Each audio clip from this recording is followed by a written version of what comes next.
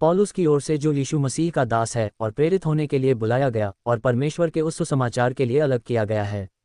Romeo 1:1, जिसकी उसने पहले ही से अपने भविष्यद्वक्ताओं के द्वारा पवित्र शास्त्र में रोमियो 1:2 अपने पुत्र हमारे प्रभु यीशु मसीह के विषय में प्रतिज्ञा की थी, जो शरीर के भाव से तो दाऊद के वंश से उत्पन्न हुआ।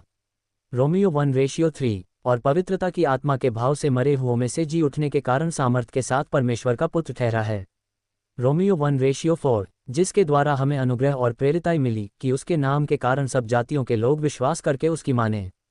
रोमियो 1:5 जिनमें से तुम भी यीशु मसीह के होने के लिए बुलाए गए हो। रोमियो 1:6 उन सब के नाम जो रोम में परमेश्वर के प्यारे हैं और पवित्र होने के लिए बुलाए गए हैं। हमारे पिता परमेश्वर और प्रभु यीशु मसीह की ओर से तुम्हें अनुग्रह और शांति मिलती रहे। रोमियो 1:7 पहले मैं तुम सब के लिए यीशु मसीह के द्वारा अपने परमेश्वर का धन्यवाद करता हूँ कि तुम्हारे विश्वास की चर्चा सारे जगत में हो रही है। रोमियो 1:8 परमेश्वर जिसकी सेवा मैं अपनी आत्मा से उसके पुत्र के सुसमाचार के विषय में करता हूँ, वही मेरा गवाह है कि मैं तुम्हें किस प्रकार लगातार स्मरण करता रहता हूँ। रोमियो 1:9 और नित्य अपनी प्रार्थनाओं में विनती करता हूँ कि किसी रीति से अब भी तुम्हारे पास आने को मेरी यात्रा परमेश्वर की इच्छा से सफल हो। रोमियो 1:10 क्योंकि मैं तुमसे मिलने की लालसा करता हूँ कि मैं तुम्हें कोई आत्मिक वरदान दूं जिससे तुम स्थिर हो जाओ। रोमियो 1:11 अर्थात यह कि मैं तुम्हारे बीच में होकर तुम्हारे साथ उस विश्वास के द्वारा जो मुझ में और तुम में है शांति पाऊं। रोमियो 1:12 और हे भाइयों, मैं नहीं चाहता कि तुम इससे अनजान रहो कि मैंने बार बार तुम्हारे पास आना चाहा कि जैसा मुझे और अन्य जातियों में फल मिला वैसा ही तुम में भी मिले, परंतु अब तक रुका रहा। रोमियो 1:13 मैं यूनानियों और अन्य भाषियों का और बुद्धिमानों और निर्बुद्धियों का कर्जदार हूँ। रोमियो 1:14 सो मैं तुम्हें भी जो रोम में रहते हो सुसमाचार सुनाने को भरसक तैयार हूँ।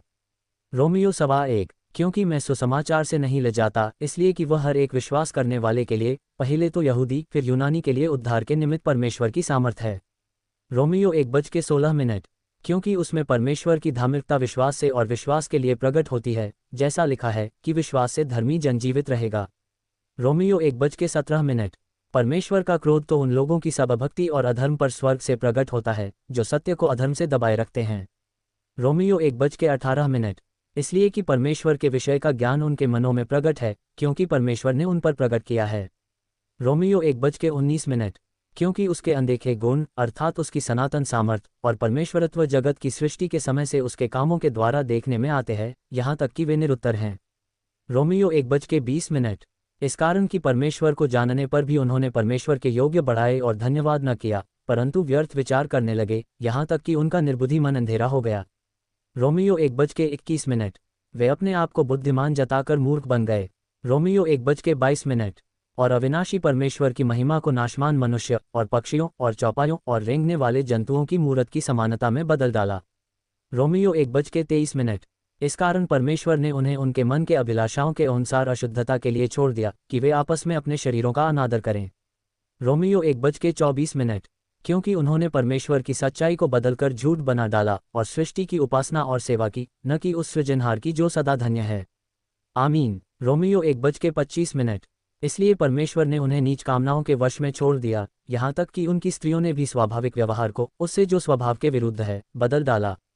रोमियो 1:26 वैसे ही पुरुष भी स्त्रियों के साथ स्वाभाविक व्यवहार छोड़कर आपस में कामातुर होकर जलने लगे और पुरुषों ने पुरुषों के साथ निर्लज काम करके अपने भ्रम का ठीक फल पाया।